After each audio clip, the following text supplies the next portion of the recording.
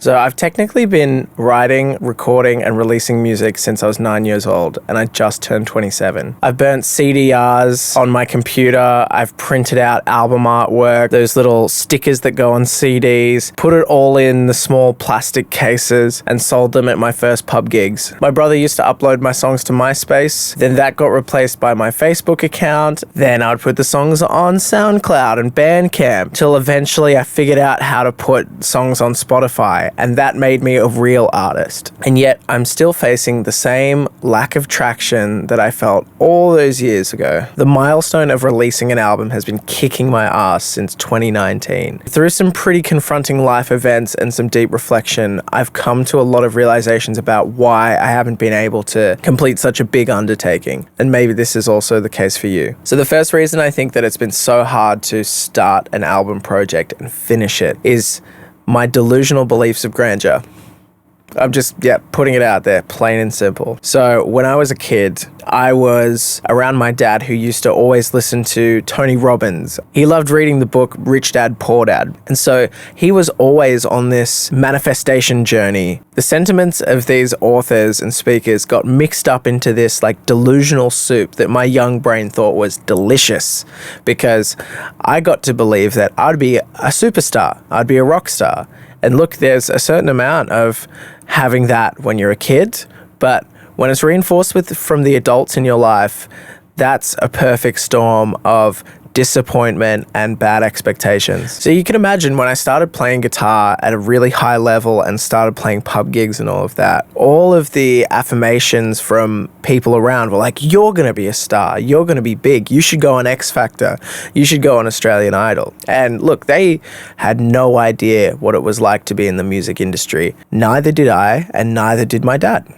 And that's fine, but I think these beliefs of grandeur stopped me from seeing that there was a real world of work and serious planning that goes into being in the music business. It's not as easy as just being talented and then getting spotted and something just happening. So I carried this idea of grandeur and delusion with me, I still kind of have it if I'm being honest, but, carried it through to uni, where I was still making my own music, but I would just be like releasing singles and all of that. And I thought if I teamed up with people that knew how to release music at a higher level and get more traction, that I'd put out one song and it would just go off. It would get played by Triple J Unearthed, get on Triple J main rotation radio and just blow up. I say it out loud now and it sounds fucking insane. But at that time, I genuinely believed, but it was this sort of like, you don't tell anyone this belief because someone's going to like poke it apart and be like, that's weird, that doesn't make sense. But yeah, I thought it was going to go gangbusters. I rinsed and repeated that process with a bunch of singles, and the disappointment kept coming in. But I didn't have this idea that, okay, let's take some time, plan out a timeline of making an album, and then so you've got singles and different things to release one after the other. And after doing that whole process, probably the outcome's going to be a lot more modest than you think. And that's okay. That's just the process of making and releasing music. That's fine.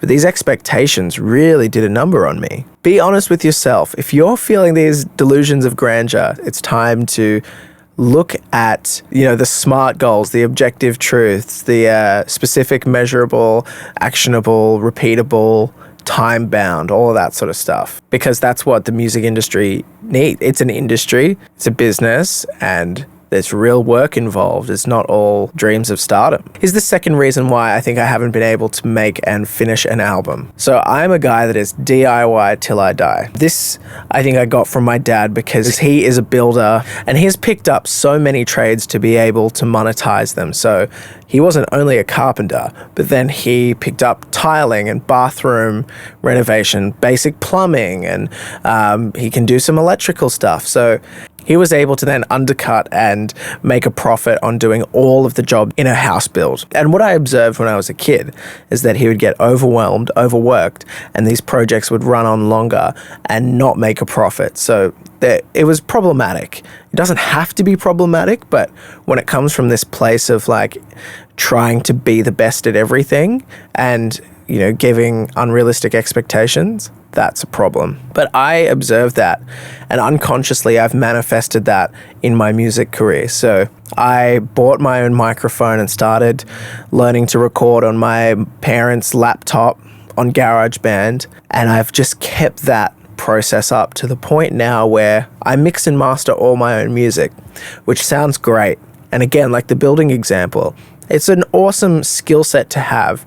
However, I get into these places where it would make a lot more sense to send a song off to a mixing engineer or to a mastering engineer and have that burden alleviated from me so I can keep writing and creating. How many stories of famous people do you see where they're talking about the excellent team they've worked with? I mean, bar like EDM producers and people like Kevin Parker, right? These exceptions, like you hear about the Beatles and the team around them, producers, engineers, and mixers. Even though it's a trend to do a lot more things yourself in 2025, doing the DIY till you die is a massive time hindrance. And this is something that I think has been, a big impact for me. Also, this is another subtle one, but it's very important. The DIY till I die approach for me was also a manifestation of how I didn't have the ability to collaborate well. For me, when I was growing up, music and being a musician was my identity that separated me from the football kids. It separated me from the academics. It gave me something that I could be on my own and something that was essentially untouchable in my small community. Then when I came to Melbourne and started studying, then I was around all of these people that actually had some skills that I didn't, and it was really confronting. It really shook my identity. What ended up happening is I started making all my music myself. I kept that going because in that way, I could be the quality control of how people perceived me based on what I allowed out. Like, if I started collaborating with other musicians more and opening that up, then you'd see my weakness. You'd see, maybe my singing ability wasn't as good as I wanted it to be. Maybe my songwriting wasn't where it should be. All of these things. And also my ability to share ideas and not get too defensive and all of those things would be, it would be an issue. I'd have to confront them. Finally, the last point is mental health. And I kind of touched on it on the last point, but mental health for me has been one of the biggest impacts on my ability to make music, especially making a full-length album.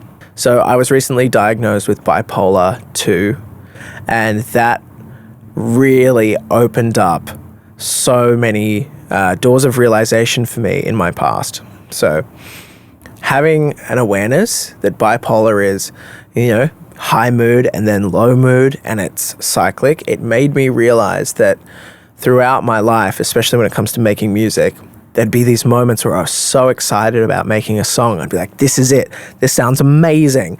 Then give it another week or 2 weeks, and then I'd be like, I don't like it. This sounds bad. And all my self-doubt would creep in.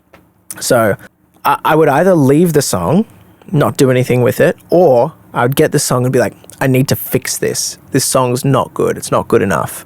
And I would get into the Logic project and start pulling around instruments and trying to rebuild the thing from the ground so I'd feel better about it. Sometimes it would work. Sometimes it wouldn't work. There's songs that have taken me 1.5 to 2 years to finish because the mood would be great and then the mood would drop. The mood would be great and the mood would drop. Now, I know this is really specific to me, but depression and low self-worth, low mood is a big impactor on these things. And I guess gaining the awareness of when low mood is distorting your perception, realizing, is it actually bad or am I feeling shitty? Those distinctions are so important.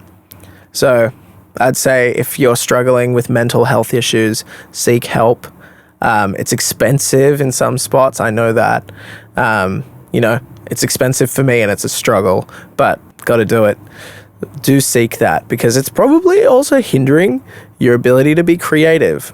If you've liked this chat, check out some of my original music here and see you in the next video.